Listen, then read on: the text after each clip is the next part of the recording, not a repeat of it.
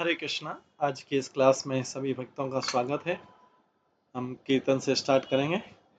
जय राधा माधव कुंज बिहारी, जय गोपी जन वल्लभ गिरिवरधारी, यशोदानंदन व्रज जनरंजन, यमुनातीरावनचारी,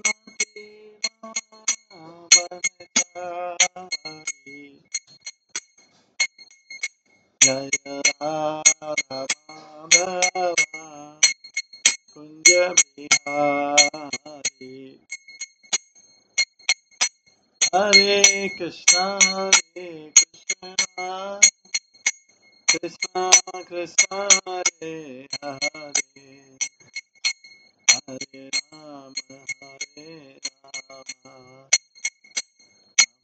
राम हरे हरे। हरे कृष्णा कृष्णा कृष्णा हरे हरे, हरे राम राम राम हरे हरे। हरे कृष्णा कृष्णा कृष्णा हरे हरे, हरे राम राम राम हरे हरे। हरे कृष्णा कृष्णा कृष्णा हरे हरे, हरे राम राम राम हरे हरे। हरे कृष्णा कृष्णा कृष्णा हरे हरे, हरे राम राम राम हरे हरे। जय राधा गोविंद राधा गोविंद राधे,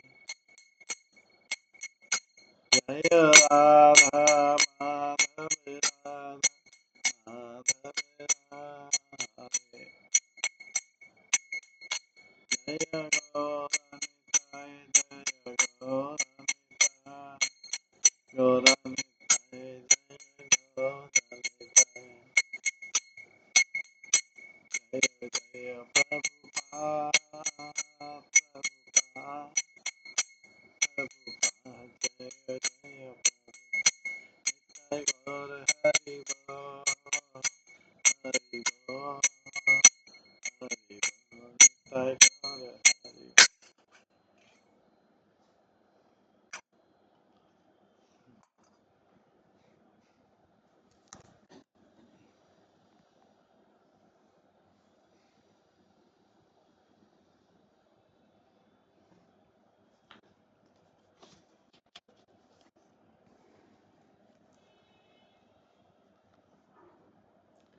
हरे कृष्णा। आज की इस क्लास में सभी भक्तों का स्वागत है।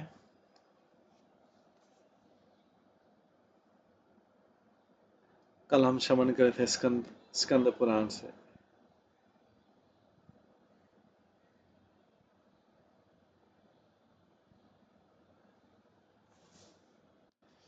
स्कंद पुराण से शिव की महिमा के बारे में ज्यादातर कथाएं हैं इसमें।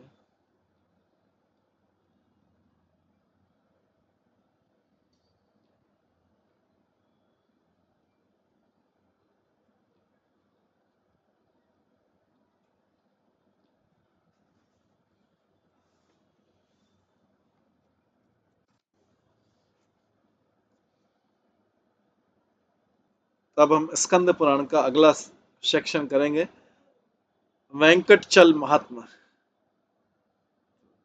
नैमिषारण्य के संतों ने सूत गोस्वामी से पूछा, सूत गोस्वामी और रोमहर्षण के पुत्र, आप तो सारे पुराणों में एक्सपर्ट हैं, हमको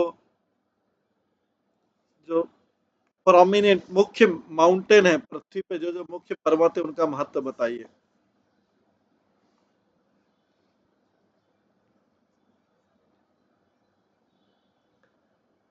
सूत गोस्वामी कहते हैं, पहले जब हम गंगा के किनारे बैठे हैं, मैंने यही रिक्वेस्ट श्री व्यास देव जी से किया था, जो गुरुओं में श्रेष्ठ हैं।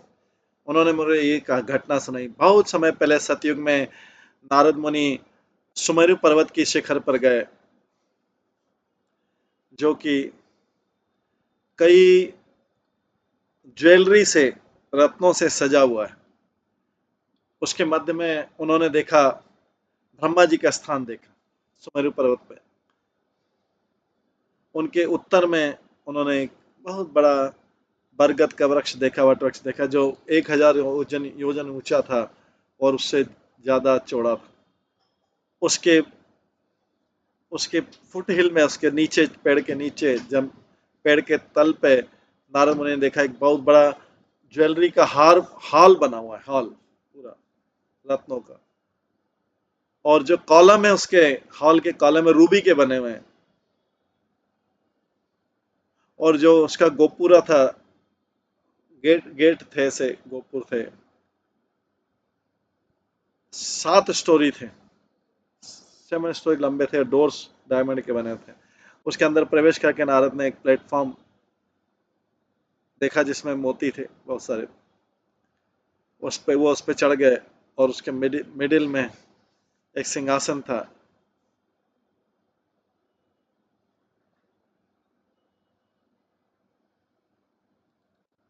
जिसके 8 पैर थे और सब जो है मोतियों से जड़े हुए थे। सिंहासन के ऊपर एक बहुत सुंदर श्वेत कमल रखा था, जिसके 1000 पेटल थे। उसकी शोभा जो है 1000 चंद्रमाओं जैसी दिखती थी। उसके कमल पर नारद ने एक सुंदर व्यक्ति देखा, जो कैलाश पर्वत जैसा था। उसका शोभा जो है 10,000 चंद्रमाओं जैसा था। उसकी 4 बड़ी बड़ी भुजाएं थी और बोर का, मतलब शुक्र का हेड था उसका। 2 हाथ में शंख और चक्र था और दूसरे 2 हाथ में, दूसरे हाथ से वरदान दे रहा था और भय से मुक्ति दिलाने की बात। दोनों हाथ इस तरीके से, इस तरीके के जेस्चर से उन्होंने येलो गारमेंट पहने थे और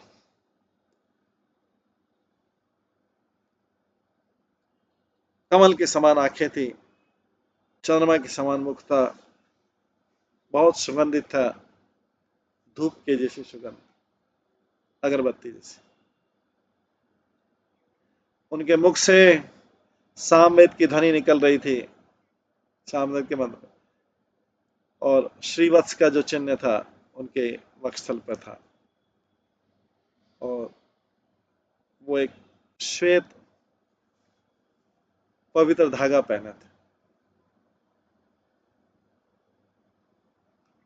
उनका बायां पैर फुट स्टूल पे था और उनको ब्रह्मा जी, वशिष्ठ, अत्रि, मार्कंडे, भृगु, इंद्र और दूसरे डेमिगॉड उनको अटेंड कर रहे थे, उनकी पूजा कर रहे थे।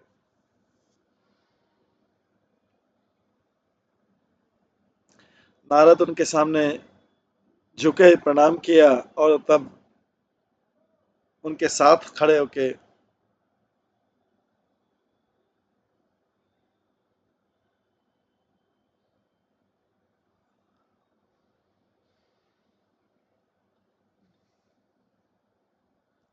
उनकी प्रस्तुति कर रहे थे उपनिषदों से, उपनिषद के मंत्रों से। उस समय ड्रम बजने लगे और पृथ्वी देवी, भूदेवी उनके पास में आई अपने सखियों के साथ, इला और पिंगला। किनके साथ है? अपनी सखियों के साथ, इला और पिंगला। वो बहुत सुंदर दिख रही थी उनके वस्त्रों में।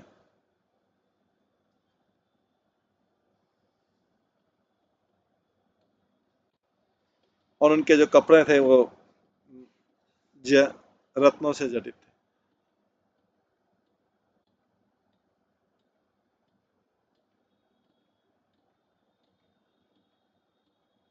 वो इस प्रकार से नीचे बैठी।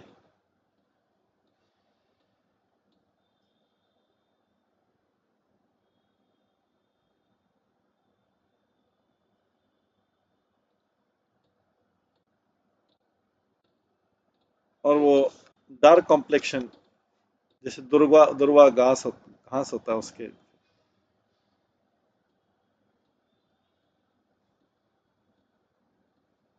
देवी ने भगवान के एक चरण कमलों पे प्रणाम किया और उन्होंने वो पुष्पों का जो बास्केट लाए थे, टोकरी लाए थे अपने मित्रों के साथ में, उससे उनको भगवान को ऑफर किया। उस पहले झुकी, प्रणाम किया, फिर खड़ी हो गई भगवान के सामने हाथ जोड़ के। तो वो थे, कौन थे? वराह भगवान थे। उन्होंने पृथ्वी को गले लगाया और अपनी गोदी में बिठा लिया, क्योंकि भूमि वराह भगवान भूमि देवी के पति।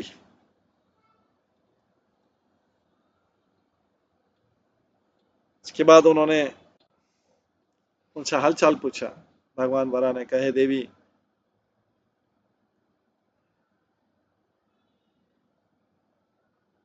मैं आपको मैंने आपको आपके सहायकों के साथ में, पर्वतों के साथ में शेष के सिर पर रखा है और आपको निवासियों से भर दिया, वासियों से भर दिया, रहने वाले लोगों से भर दिया।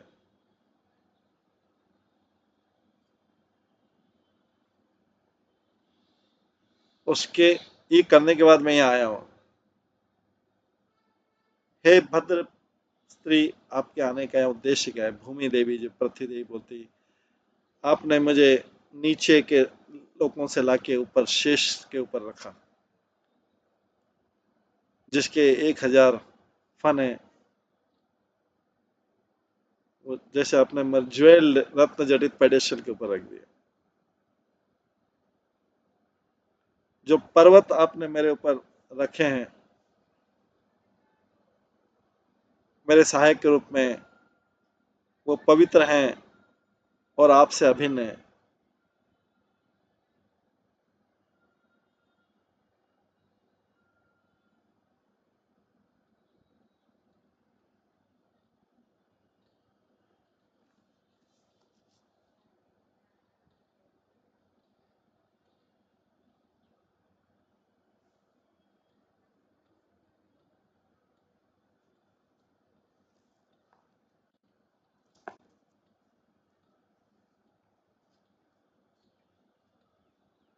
मुझे मुख्य पर्वतों के बारे में बताइए, क्योंकि वो मेरे सहायक है, सहायता कर।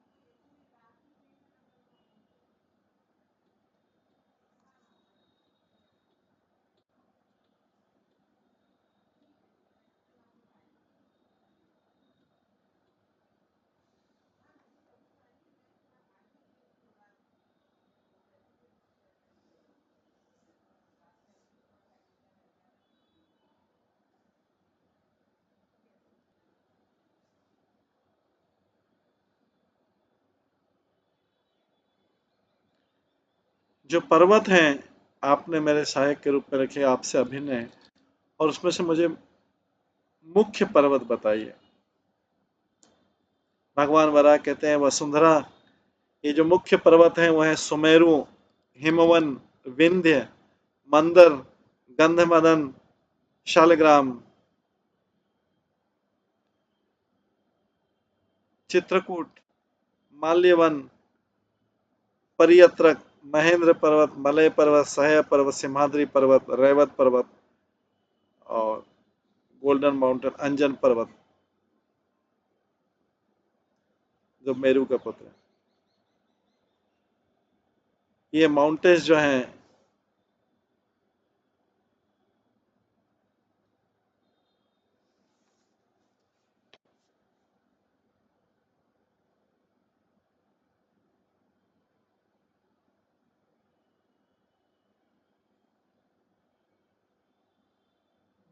ये जो पर्वत हैं,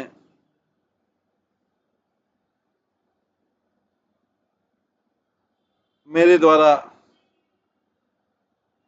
देवताओं के द्वारा, संतों के द्वारा इन पे निवास किया जाता है।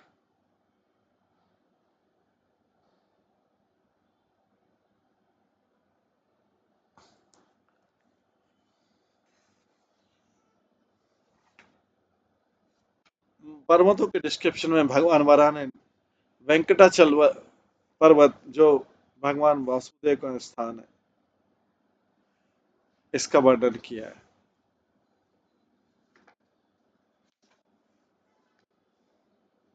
ये सब पर्वत जो है पृथ्वी पर है। सुमेरु पर्वत है, हिमवन है, विंध्य है, मंदर पर्वत, गंधमादन, शालग्राम, चित्रकूट, मलय वन, परियत, महेंद्र, मलय, सह, सिमाद्री, रेवत और गोल्डन माउंटेन, अंजन।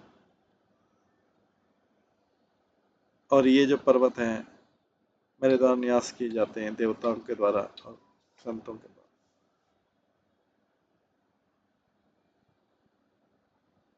पर्वतों के वर्णन में भगवान वराह वर्णन करते हैं वेंकटेश्वर का।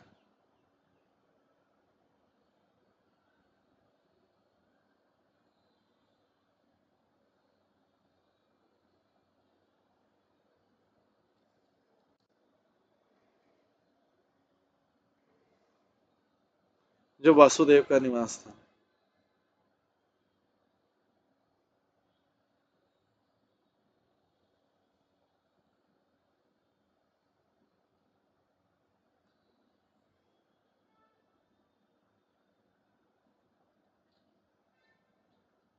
भगवान के अलग अलग पर्वतों का वर्णन सुन के पृथ्वी देवी ने उनको प्रार्थना की और हृदय में बहुत प्रसन्न हुई।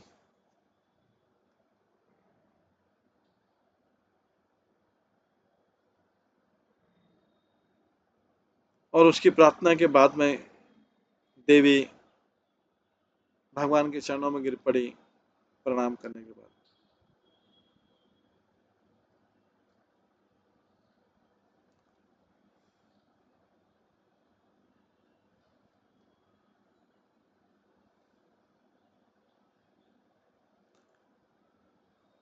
प्रसन्नता से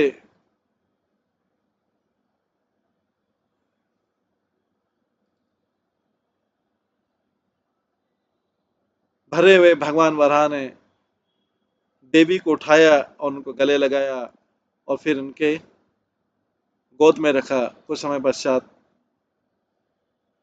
भगवान वराह ने धरणी को, पृथ्वी को अपने साथ में लिया और शेषाचल पर सवार हुए गरुड़ की पीठ पर बैठकर।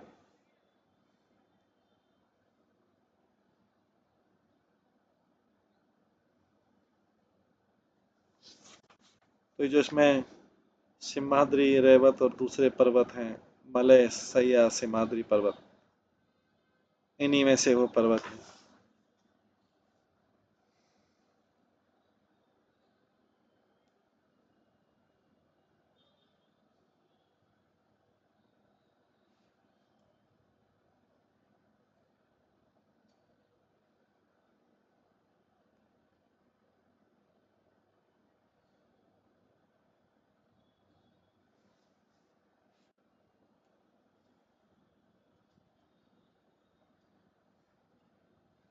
उसके पश्चात वे बड़ी आसानी से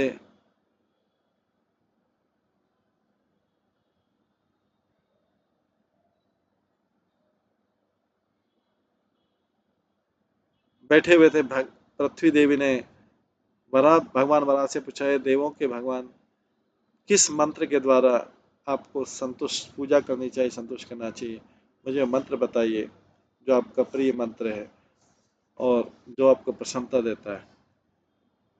ये मंत्र जो है सारी समृद्धि का कारण होना चाहिए जो उसको मंत्र को जप करते हैं। इससे पुत्र प्रपौत्र की प्राप्ति हो सकती है और समाज को रूल करने की शक्ति। इससे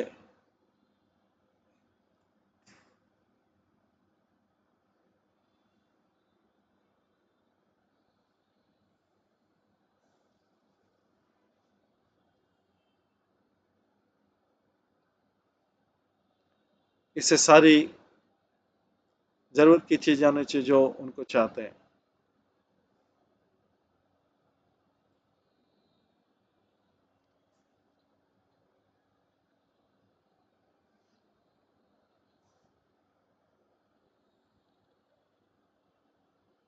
और इससे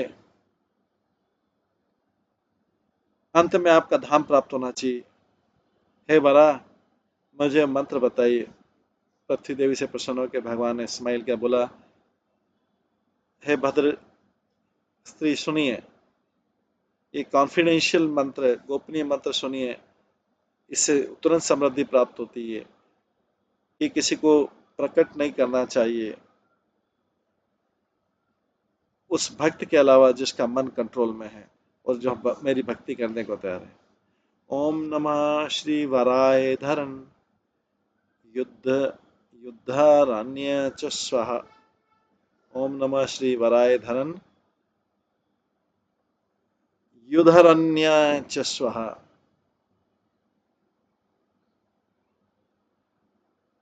ओम नमः श्री वराय धरन युद्धरण्य च स्वाहा।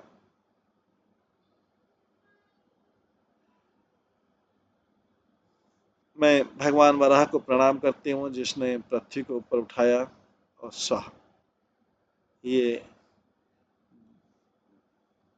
बार बार जपना चाहिए उस व्यक्ति के द्वारा जो इस भौतिक जगत से मुक्ति प्राप्त करना चाहिए। मंत्र क्या है? ओम नमः श्री वराह धरण युद्ध धरण च स्वाहा।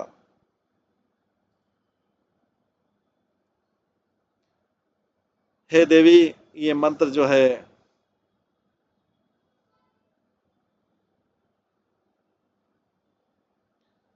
सारी पूर्णता को देने वाला है।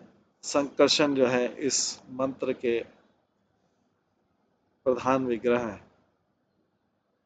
मैं इसको मेरे के लिए मंत्र जपा जाता है।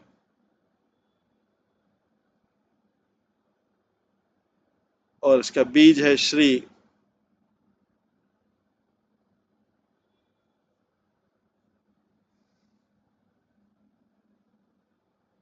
जो व्यक्ति इस मंत्र को अपने प्रामाणिक गुरु से प्राप्त करता है उसको 4 लाख बार जपना चाहिए यज्ञ करते समय।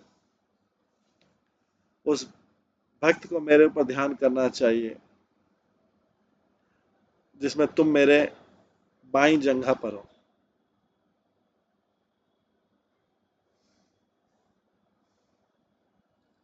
मुझे मेरा जो ध्यान करना चाहिए क्रिस्टल माउंटेन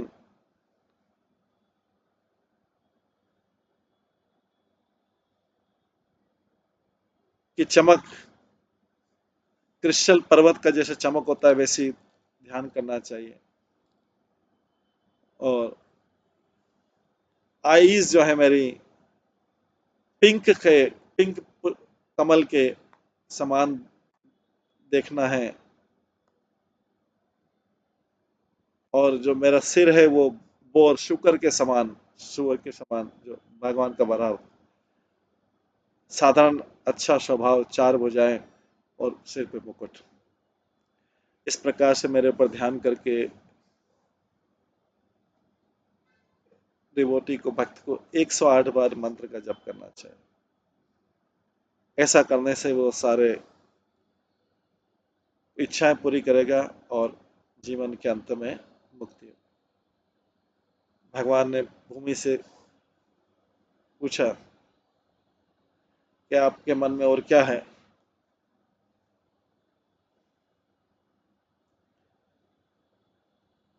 तो भूमि देवी ने कहा कि उसको वो वेंकट हिल का वर्णन करना है, वेंकट पर्वत का वर्णन सुना है। इसके उत्तर में भगवान वराह ने वेंकट पर्वत की स्टोरी बताई।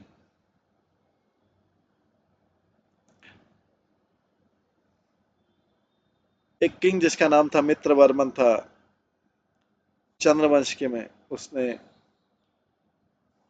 नारायणपुर से नारायणपुर को राजधानी बता के राज्य किया।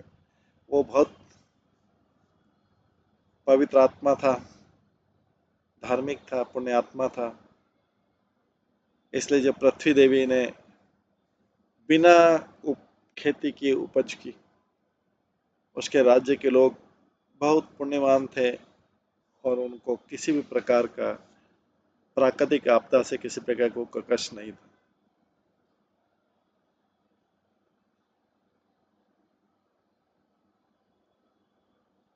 पंड्या राजाओं का जो शासक है, उनकी कन्या उसकी पत्नी थी और उस राजा उस पत्नी के प्रति बहुत आसक्त थे। उनके पुत्र का नाम था वियात।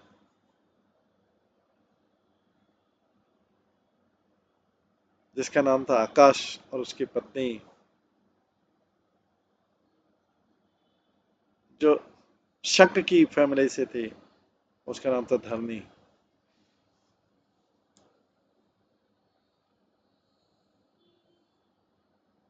अपने राज्य को अपने पुत्र को देख के मित्रवर्मन रिटायर हो गए और वेंकट हिल पर्वत में चले गए, जिससे वहां पे तपस्या कर सके। एक दिन जब किंग आकाश पृथ्वी को जोत रहे थे हल से, वहां पे यज्ञ करने के लिए एक कन्या आई कुंड से, जो कमल की शैया पे थी और बहुत सुंदर थी और बहुत सारी विशेषताओं से संपन्न थी। वास्तव में वो एक गुड़िया के समान, जो सोने की गुड़िया थी उसके समान चमक रही थी। उसको देख के राजा को बहुत आश्चर्य हुआ। अपनी भुजा में उसको लेके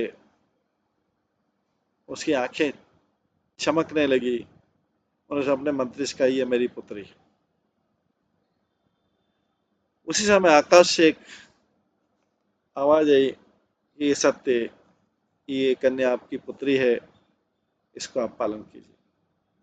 प्रसन्न होकर आकाश अपनी रानी के पास गया, इस कन्या को देखिए, ये मुझे भगवान ने दी, ये पृथ्वी से उत्पन्न हुई है जब मैं पृथ्वी को जोत रहा था, क्योंकि हम संतानहीन हैं, हम इस कन्या को बड़ा करेंगे। इस प्रकार करके आकाश ने उस कन्या को अपनी पत्नी को दे दिया। इसके तुरंत पश्चात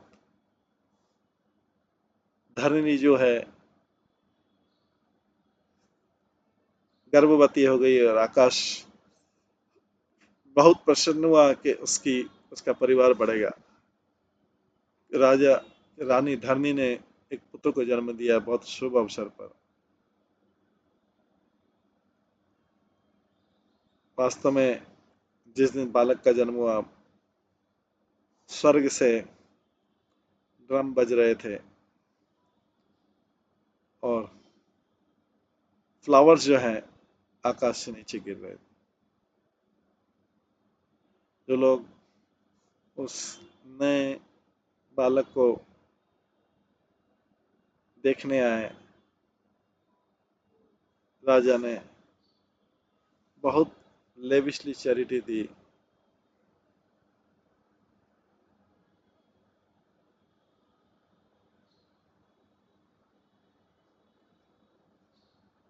लड़के का नाम वसुदन था।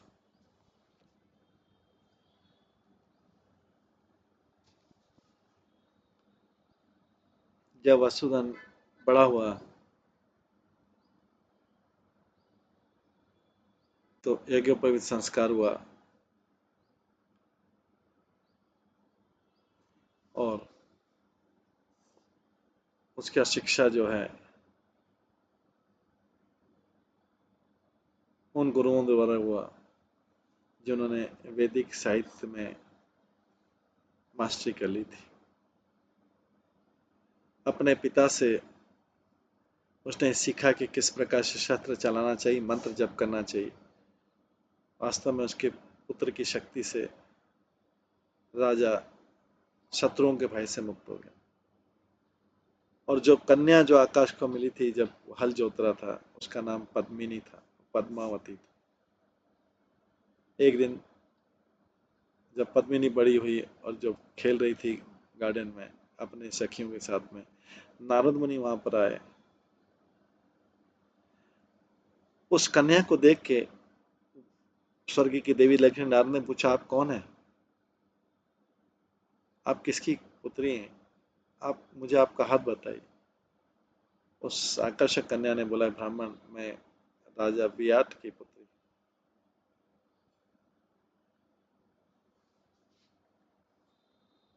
मेरे मेरी विशेषताएं बताइए, मेरे भाग्य को बताइए।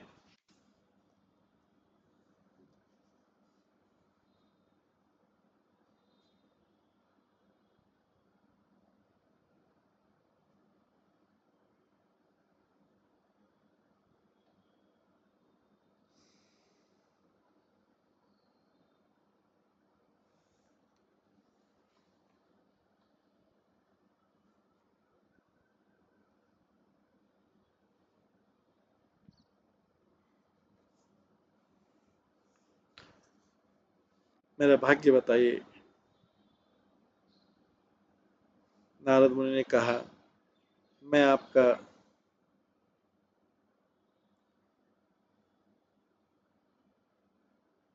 विशेषताएं बताऊंगा। आपके चरण बहुत अच्छे हैं, उसमें वो पिंक लोटस, गुलाबी कमल के समान है, सॉफ्ट पेटल। आपके जो पैरों के अंगूठे बहुत रेडिश कलर के हैं, लाल। और आपके जो पैरों के अंगूठे के नाखून हैं वो भी उठे हुए हैं। आपके जो एंकल हैं वो बाहर नहीं निकल रहे हैं, और आपके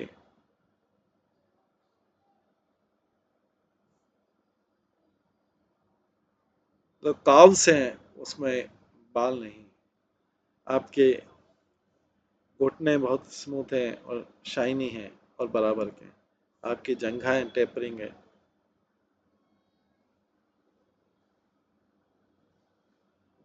आपकी नाभि भी गोल है, डीप है।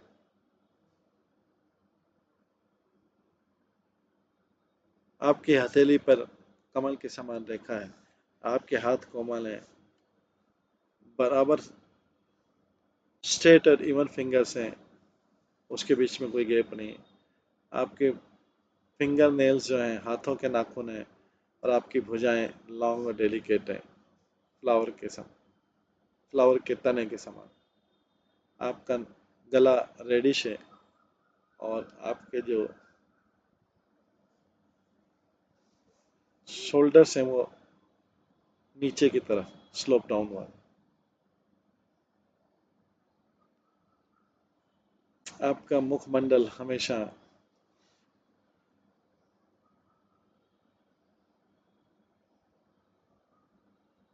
आपका मुखमंडल हमेशा प्लेजेंट है, आनंद देने वाला है,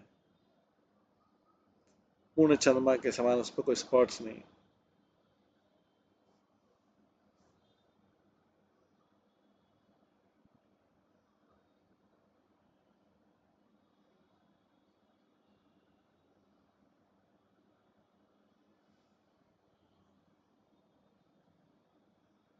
आपके चीक जो हैं, गाल जो हैं, गोल्डन मिरर के समान है।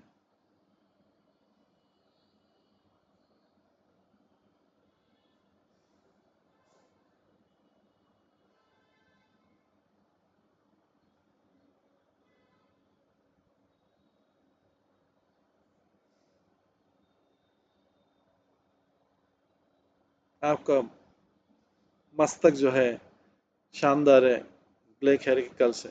आपके फेस जो सर्कुलर है, आपके लिप्स रेड हैं, जो आपके टीथ वाइट हैं और चमकते हैं जब आप स्माइल करते हैं। ये सब समझ के आप भगवान विष्णु के लिए फिट हैं, आप लक्ष्मी के समान हैं जो कि समुद्र से उत्पन्न हुई थी। ये सब कर ये सारा करके और उन उसकी सखियों द्वारा सम्मानित होकर नारद मुनि उस जगह से चले गए। उसकी सखियों ने पद्मिनी से कहा, ये वसंत ऋतु है, हम कुछ अच्छे फ्लावर से फ्लावर के गार्डन से अच्छे फ्लावर लेते हैं, अभी तो गार्डन भी बहुत अच्छा लग रहा है। इसके बाद सखियां जो है इधर उधर घूमती रही, फूल फूल तोड़े। कुछ समय बाद उन्होंने एक बहुत सुंदर एलिफेंट देखा जिसमें कई फीमेल एलिफेंट थे, कई हथिनियां भी थे, हाथी थे। इनसे डर के उन कन्याओं ने पेड़ों के झुंड में शरण ले ली। उसके बाद उन्होंने एक बहुत सुंदर घोड़ा देखा, वो कोई धब्बा रहित था, चंद्रमा के समान था, और उसके ऊपर सवार होकर, घोड़े पर सवार होकर एक व्यक्ति था जो थोड़ा डार्क कलर का था, लेकिन मदन कामदेव जैसे सुंदर था। उसकी जो कमल जैसी आंखें थी, उसके आंखों तक फैली हुई थी, कानों तक फैली हुई थी, और उनके हाथों में शांग धनुष था जिसमें गोल्ड था और ज्वेलरी लगी।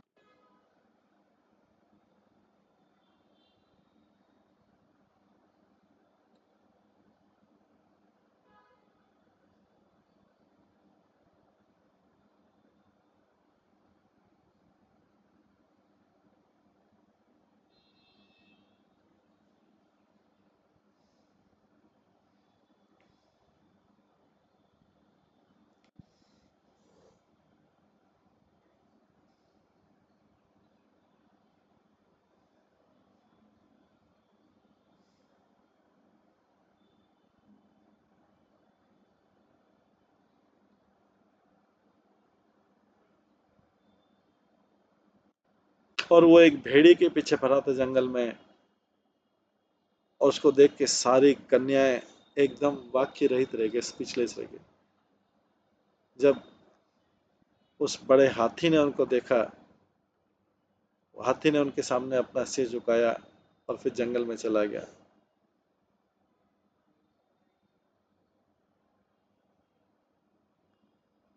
जब उस व्यक्ति ने जो घोड़े पर बैठा था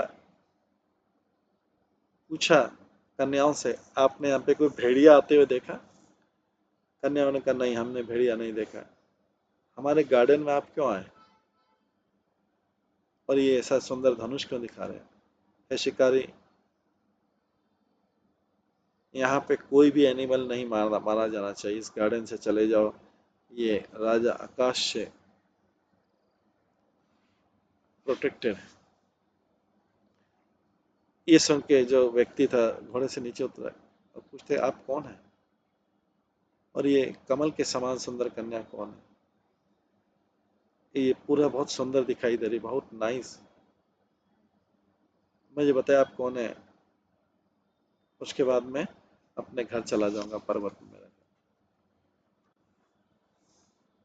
पद्मावती के कहने पर उनकी सखियों ने उत्तर दिया, ये राजा आकाश की पुत्री है, पृथ्वी से उत्पन्न हुई है, ये हमारी स्वामिनी है और उसका नाम पद्मिनी है। हे युवा और सुंदर लक्षण वाले, तुम्हारा नाम क्या है, तुम्हारा वर्ण क्या है, आप कहाँ रहते हैं और यहाँ पे क्यों आए? उसके मुख कमल पर स्माइल करते हुए व्यक्ति ने कहा, हमारी जो परिवार है हम सूर्यवंश से हैं, मेरे कई नाम हैं और हर नाम मेरा विद्वानों को पवित्र कर देता है। मेरे कलर के अनुसार और विशेषता के अनुसार मुनि संत मुनि मुझे कृष्ण बोलते हैं। मेरा चक्र जो है देवताओं के शत्रुओं के हृदय में भय उत्पन्न करता है, और जो देवताओं के और ब्राह्मणों के शत्रु उनके हृदय में भय उत्पन्न करता है। मेरे शंख की ध्वनि सुन के सबका मन विचलित हो जाता है। कोई ऐसा धनुष नहीं स्वर्ग के निवासी में भी जो मेरे धनुष के बराबर हो। मैं वेंकट पर्वत में रहता हूँ। मैं यहाँ पे आया हूँ अपने निषाद अनुयायियों के साथ आया हूँ शिकार करने। मैं एक बहुत तेज भागने वाले पशु का पीछा कर रहा था और इसलिए यहाँ पे आया। अब मैंने एक जो कुमारी देख लिया है, मैं इसके प्रेम से प्रभावित हुआ। क्या मुझे एक कन्या प्राप्त हो सकती है? यह सुन के सारी जो कन्याएं थी वो क्रोधित होकर कहा, अगर राजा आकाश आपको देख लेगा, आपको इस घाटी में फेंक देगा। इससे अच्छा है कि आप तुरंत घर चले जाओ।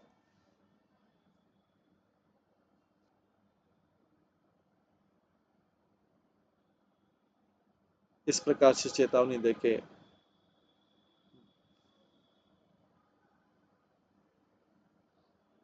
वो व्यक्ति जो है अपने तेज चलने वाले घोड़े पर चला अपने अनुयायी के साथ और तुरंत पर्वत की ओर चला गया।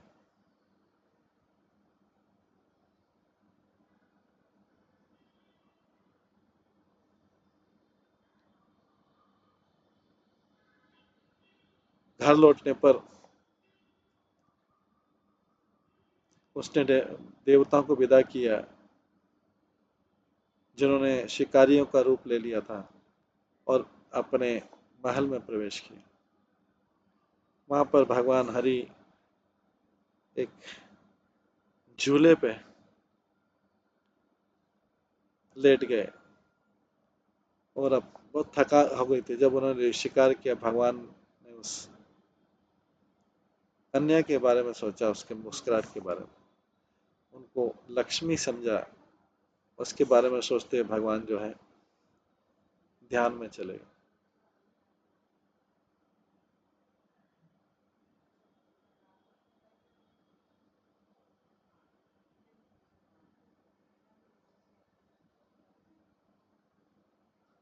दोपहर में उनकी सेविका ने, जिसका नाम था बकुला मालिका, एक सुंदर भोजन बनाया और उसके बाद उनके पास गई। उनके पास 3 और सेविकाएं थी जिनका नाम था पद्मावती, पद्मपत्ता, चित्रलेखा। उनको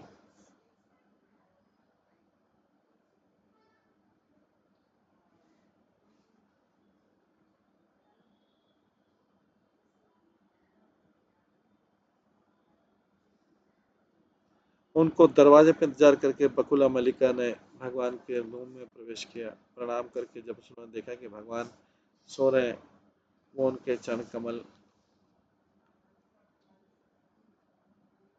कमल को मसाज करने लगी।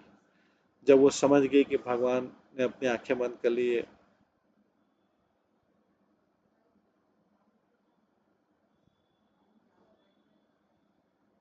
जैसे वो अपना मन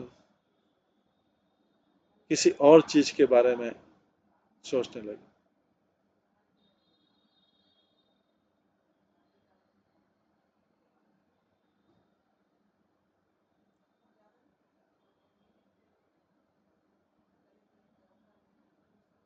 बकुल मल्लिका ने कहा, कृपया उठिए, मैंने आपके लिए भोजन बनाया है, भोजन लीजिए।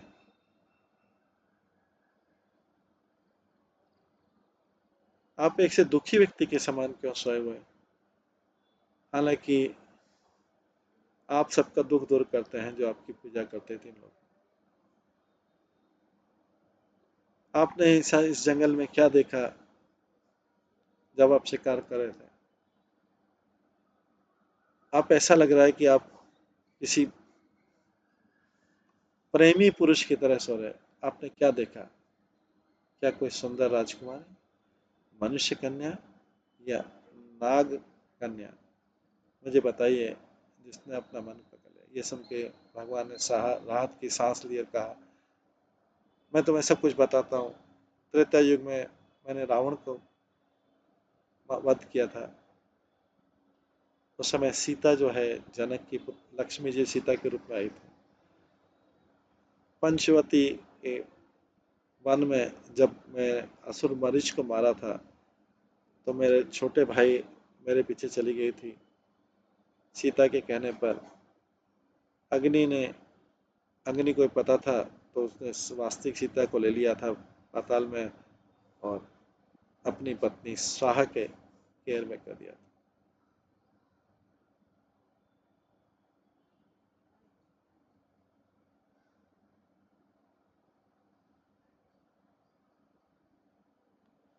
और उसके बाद की कथा जो है,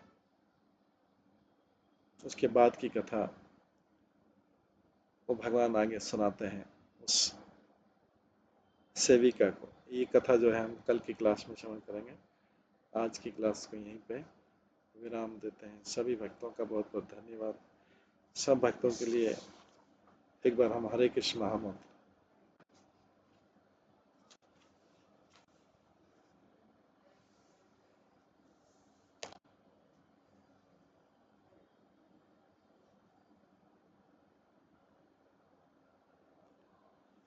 सभी भक्तों का बहुत बहुत धन्यवाद।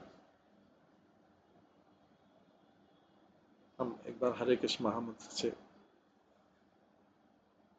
सबको धन्यवाद देते हैं। हरे कृष्णा कृष्ण कृष्ण हरे हरे, हरे राम राम राम हरे। श्री श्रीमद पद स्कंद पुराण ग्रंथ की जय, श्रील प्रभुपाद की जय, सभी भक्तगणों की जय। हरे कृष्ण।